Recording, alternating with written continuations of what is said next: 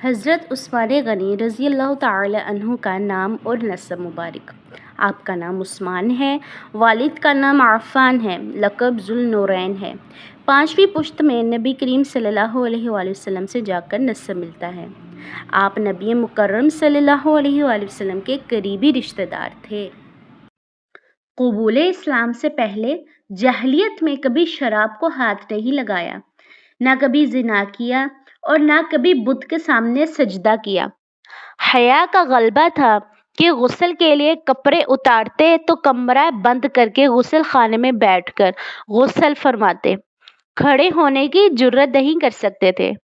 بیعت اسلام میں آپ صلی اللہ علیہ وآلہ وسلم کے ہاتھ سے جب ہاتھ مس ہوا تو مرتے دم تک اس ہاتھ کو شرمگاہ سے نہیں لگایا۔ تمام غزوات میں نبی کریم صلی اللہ علیہ وآلہ وسلم کے ساتھ شریک رہے۔ جنگ بدر میں نبی کریم صلی اللہ علیہ وآلہ وسلم کے حکم پر پیچھے رہ گئے مگر بدری شمار ہوئے۔ اسلام پر اپنی ذاتی مال بے دری خرچ کیا، مسجد نبوی کی توسیع اور جیش عسرہ کی تیاری میں اپنا بے تحاشا مال خرچ کیا۔ فاروق اعظم رضی اللہ تعالی عنہ کے بعد دین کو سنبھالا اور فارس کے اطراف اور افریقہ کی حدود میں بڑے بڑے غزوات کیے۔ بہت سارے علاقے اسلام کے جھنڈے کے نیچے آ گئے۔ شاہ ایران آپ کے عہد میں مارا گیا۔ آپ کا شمار عشرہ مبشرہ میں ہوتا ہے۔ آپ کی خلافت ابتدائی 6 سالوں میں سکون کے ساتھ چلتی رہی۔ پھر عبداللہ بن سبا یہودی کے منافقانہ پروپیگنڈوں میں مصر کے لوگ آ گئے اور بلوائیوں کا ایک گروپ مدینہ منورہ آ گیا۔ 40 دن تک آپ کے گھر کا محاصرہ کیا اور پھر 18 ذوالحجہ 35 ہجری میں آپ کو آپ کے ہی گھر میں گردن کی طرف سے ذبح کیا گیا، جس کی وجہ سے اللہ تعالیٰ کے غضب کی تلوار نیام سے باہر آ گئی ہے۔ حضرت ابو موسیٰ اشعری رضی اللہ تعالیٰ عنہ سے روایت ہے، کہا انہوں نے کہ ایک دن رسول صلی اللہ علیہ وآلہ وسلم مدینہ منورہ کے باغوں میں سے ایک باغ میں ٹیک لگائے بیٹھے ہوئے تھے۔ آپ صلی اللہ علیہ وآلہ وسلم کے پاس جو لکڑی تھی، اس کی نوک کو پانی اور مٹی کے درمیان مار رہے تھے کہ ایک شخص نے باغ کا دروازہ کھولنے کی اجازت لی۔ آپ صلی اللہ علیہ وسلم نے فرمایا، دروازہ کھول دو اور اس آنے والے کو جنت کی خوشخبری سنا دو۔ ابو موسیٰ اشعری رضی اللہ تعالیٰ عنہ نے کہا، وہ ابو بکر رضی اللہ تعالیٰ عنہ تھے۔ میں نے ان کے لیے دروازہ کھولا اور انہیں جنت کی بشارت دی۔ پھر ایک اور شخص نے دروازہ کھولنے کی درخواست کی۔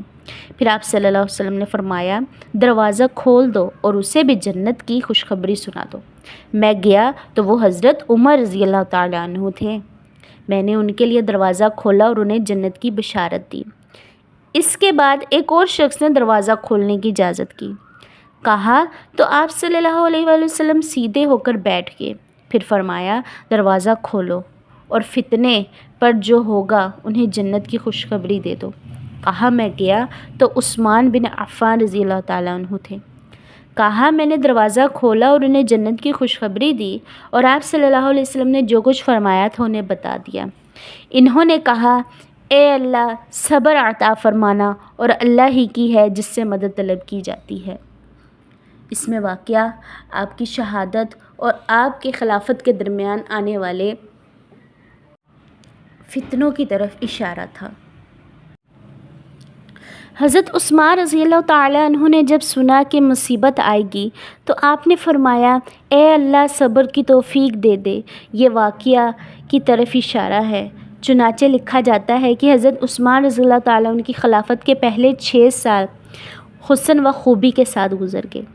پھر جب آپ کی انگوٹھی بئر اریس میں گر کر گم ہو گئی، جو آپ صلی اللہ علیہ وسلم کی تھی، اور حضرات شیخین رضی اللہ تعالیٰ عنہما کے بعد حضرت عثمان رضی اللہ تعالیٰ عنہ کے ہاتھ میں آئی تھی، خلافت کے باقی 6 سالوں میں طرح طرح کے فتنے شروع ہو گئے۔ عبداللہ بن سبا یہودی جھوٹے الزامات لگا کر آپ کے گورنروں سے لوگوں کو بدظن کرتا رہا۔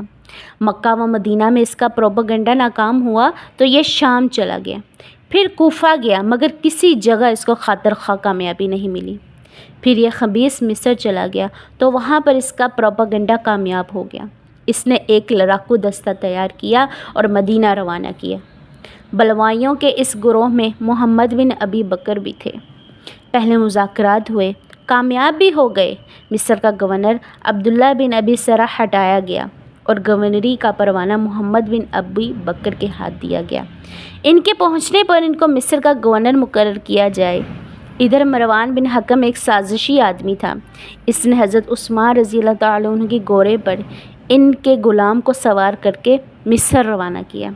مصر کے گورنر عبداللہ بن ابی سرح کے نام لکھا کہ جو ہی محمد بن ابو بکر مصر پہنچ جائے ان کو قتل کر دو۔ راستے میں یہ غلام پکڑا گیا۔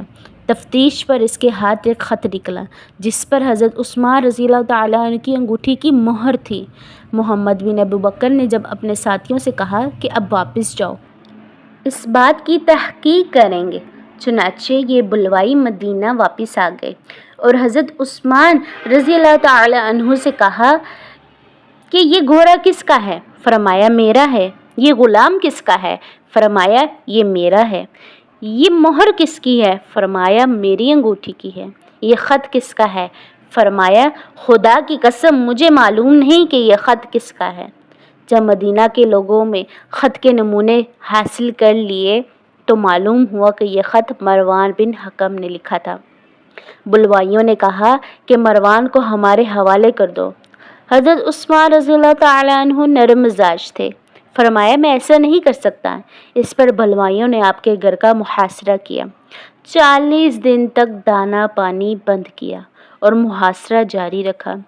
اس دوران حضرت عثمان رضی اللہ تعالیٰ عنہ نے کئی دفعہ بلوائیوں اور دیگر لوگوں سے گھر کی کھڑکی سے جھانک کر خطاب کیا اور اپنے اوپر لگائے گئے الزامات کا معقول جواب دیا۔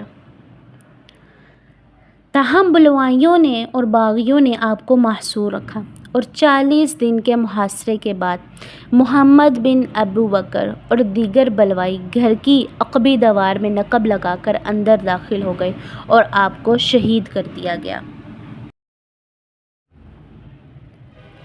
مدینہ منورہ کے مشہور قبرستان بقیع غرقد میں مدفون ہوئے۔ آپ کی قبر بالکل نمایاں نظر آتی ہے۔